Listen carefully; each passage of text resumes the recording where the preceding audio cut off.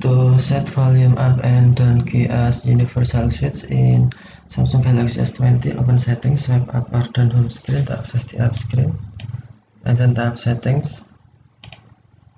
You can also open settings screen from notification panel, swipe down notification panel, and then tap settings icon. Scroll down settings screen, find accessibility, and then tap accessibility. Select advanced settings, and then select volume up and down keys. If volume up and down keys is turned off, tap switch until on to turn on, or tap switch until blue, and then tap selected services. Select universal switch.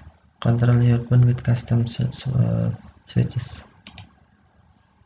Red warning and tap allow. Now, when you press and hold the volume up and volume down keys for 3 seconds, universal switch will be turned on.